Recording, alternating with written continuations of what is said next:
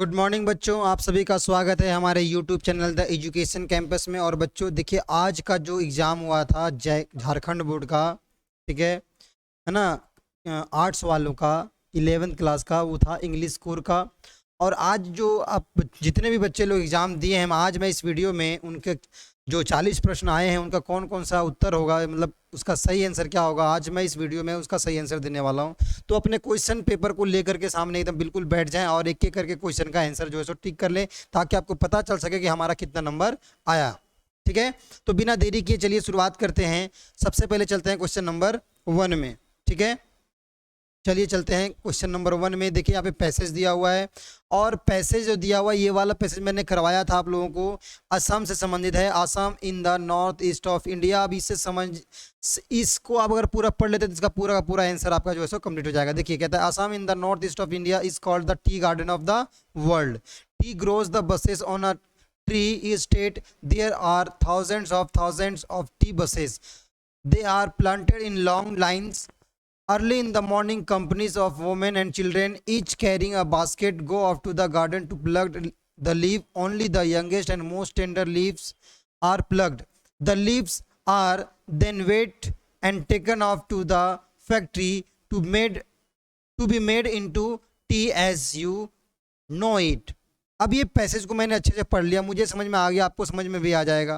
पहला क्वेश्चन क्या कहता है कि where is Assam situated. Where is Assam situated, सही जवाब होगा option number 2, in north east of India. ठीक है बच्चों, चलिए चलते हैं दूसरे प्रश्न पे। दूसरा प्रश्न क्या कहता है, जरा ध्यान से देखिएगा।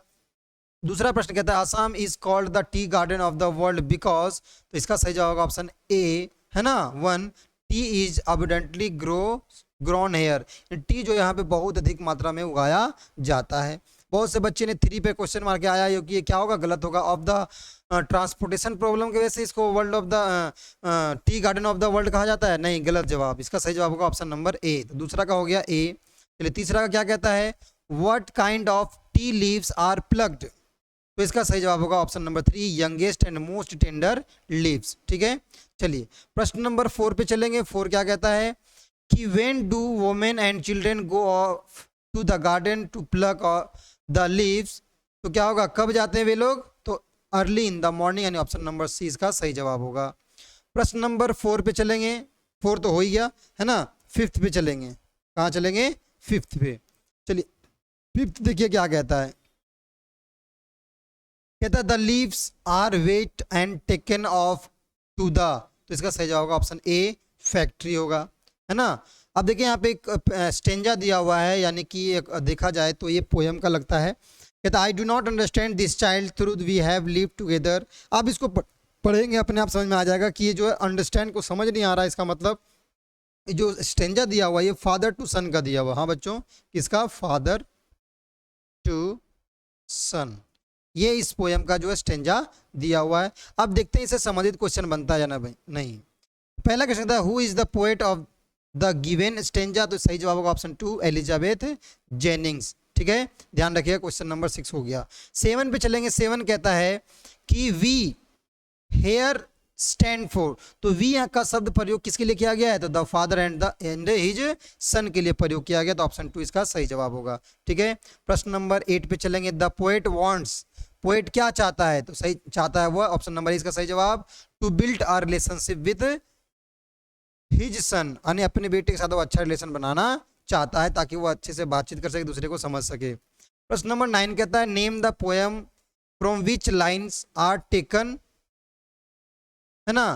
तो जो पोएम का जो लाइन लिया गया है वो किस पोएम से लिया गया है, तो ऑप्शन 2 इसका सही जवाब होगा, फादर टू सन। ठीक है, चलिए क्वेश्चन नंबर 10 पे चलेंगे। 10 कहता है, what kind of relationship do father and son, यानी कि किस तरह का रिलेशनशिप जो है होता है किनके किनके साथ, फादर एंड सन के बीच में। तो इसका सही जवाब होगा ऑप्शन 2, बैड रिलेशनशिप होता है। ठीक है, गुड बनाना चाहते हैं, ठीक है ना। आगे 11 कहता है question number, the name of Mrs Pearson's husband is. तो मिसेस पियर्सन्स के जो हस्बैंड थे उनका नाम था जॉर्ज, नाम था। ठीक है, ध्यान रखेंगे। प्रश्न नंबर 12 पे चलेंगे। कहता है, Albert asked Yuri to arrange him medical certificate, टू इसका सही जवाब होगा। प्रश्न नंबर, चलिए 12 तक हो गया, अब नेक्स्ट पे चलेंगे 13 में। 13 क्या कहता है, इन द पोयम, है ना, the voice of the rain, without rain the seeds will remain hidden and unborn, option 3 इसका सही जवाब होगा। 14 नंबर क्वेश्चन पे चलेंगे, who created the rock garden इन चंडीगढ़, तो इसका सही जवाब होगा ऑप्शन ए, है ना, 1 नेकचंद। क्वेश्चन नंबर 15 में चलेंगे, in discovering truth Howard Carter was a British archaeologist, सही जवाब होगा ऑप्शन नंबर 3, ठीक है। चलिए प्रश्न नंबर 16 पे चलेंगे, है ना, प्रश्न नंबर 16 पे चलते हैं। 16 कहता है, who accompanied the narrator in his round the world voyage, his wife Mary, his daughter Susan, his son John, all of them, तो इसका सही जवाब होगा all of them, option number 4 इसका सही जवाब होगा। प्रश्न नंबर 17 पे चलेंगे, the story the portrait of a lady is written by Khushwant Singh, इसका सही जवाब होगा ऑप्शन 1, है ना। 18 कहता है, मिली सेंड्स टेप्लो टू, इसका सही जवाब ऑप्शन 4, केमिस्ट के दुकान पर भेजता है, ठीक है ना, भेजती है केमिस्ट की दुकान पर दवा लेने के लिए। चलिए 18 भी कंप्लीट हो गया, अब 19 पे चलेंगे। 19 क्या कहता है, व्हेन वाज टूटस्टॉर्म डिस्कवर्ड, तो सही जवाब ऑप्शन 1 होगा, 1922, है ना। 20वां प्रश्न देखते हैं, Aram and Murad belongs to which tribes, तो सही जवाब होगा गैरोगलेनियन ट्राइब से ये लोग जो है सो संबंध रखते हैं। प्रश्न नंबर 21 पे चलेंगे। 21 क्या कहता है, हु वाज जोइस मॉर्गन, है ना, जो मॉर्गन वाइफ नेम, तो इसका सही जवाब होगा सुसान। प्रश्न नंबर 22 पे चलेंगे। 22 क्या कहता है, 22वां कहता है, who was Einstein's history teacher, तो सही जवाब होगा ऑप्शन, है ना, 3, मिस्टर ब्राउन इसके क्या होते हैं, हिस्ट्री के टीचर होते हैं। चलिए नेक्स्ट पे चलेंगे हम, तो नेक्स्ट क्या कहता है जरा ध्यान से समझिएगा। एक सेकेंड में जरा सा इस क्वेश्चन को वेरीफाई कर लूँ।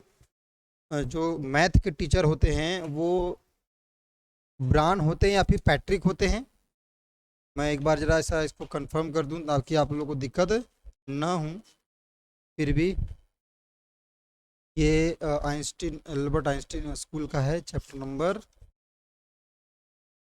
सेकंड जरा आप लोग होल्ड करेंगे।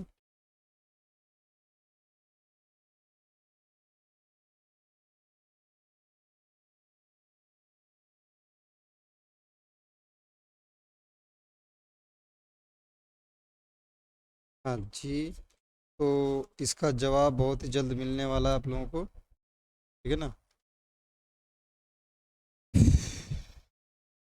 हाँ सही है, मिस्टर ब्राउन इसका सही जवाब होगा, ऑप्शन नंबर सी इसका सही जवाब है। चलिए अब आगे चलते हैं क्वेश्चन नंबर 23 पर। 23 कहता है, Shahid was fond of the music of, तो बेगम रोशन आरा, जबकि यहाँ पे नाम जो है सो कुछ अलग आता है लेकिन बेगम नाम रहता है, इसलिए ऑप्शन इसका सही होगा 3। क्वेश्चन नंबर 24 कहता है, Mrs Fitzgerald suggest changing of dress, इसका सही जवाब होगा ऑप्शन 1। 25 नंबर क्वेश्चन कहता है, where one can find real childhood, तो हम जब रियल चाइल्डहुड कहाँ पाते हैं, in the face of infant, बच्चों के, नवजात बच्चों के चेहरे के पीछे हमारा जो है सो चाइल्डहुड छिपा हुआ रहता है ना। प्रश्न नंबर 26 पे चलेंगे। 26 क्या कहता है, आई गिव, है ना, I give back life to my own origin, who is the speaker, तो सही जवाब होगा द सोअर, है ना।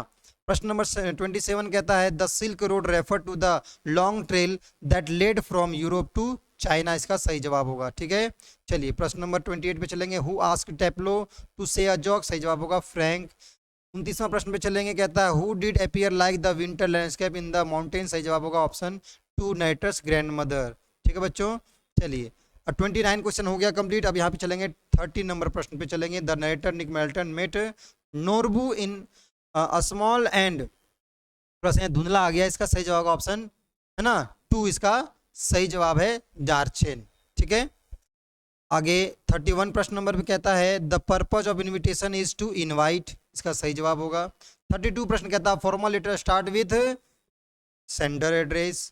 चलिए 33 नंबर क्वेश्चन कहता है, where the date place in the letter to the editor, सही जवाब होगा बिफोर रिसीवर एड्रेस। शुरुआत होता है सेंडर से, बीच में आता है डेट और फिर आता है रिसीवर एड्रेस, तो रिसीवर एड्रेस से पहले हमारा क्या आता है, डेट आता है ना। चलिए 33 के बाद हम चलेंगे अब 34 पे।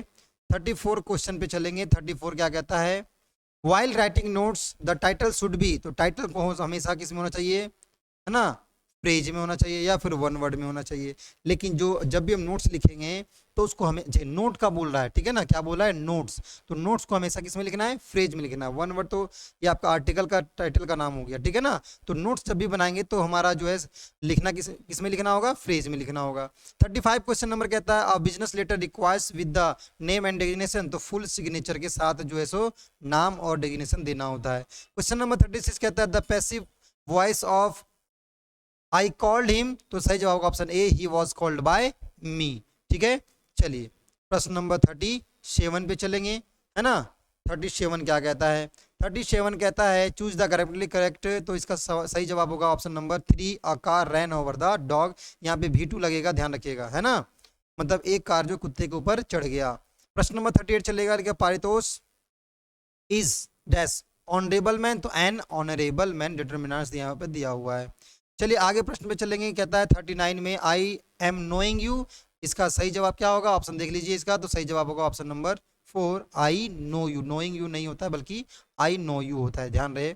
चलिए अब प्रश्न नंबर लास्ट जो है 40 उसको देख लेते हैं। कहता है इसमें 4 ऑप्शन दिए हुए, Anita crow seen never has, इसका सही जवाब होगा option number 3, Anita has never seen a crow, ठीक है बच्चों। तो यहाँ पे जैसा कि मैंने दिखा दिया आपको कि 40 क्वेश्चन का मैंने आंसर दे दिया। आप अपने आंसर शीट से जो है सो इसको क्वेश्चन जो मिला, पेपर मिला है, उसको आप मैच कर लें और आप ये आइडिया लगा लें कि आपका कितना नंबर इस बार के एग्जाम में आने वाला है इंग्लिश के सब्जेक्ट में, ठीक है।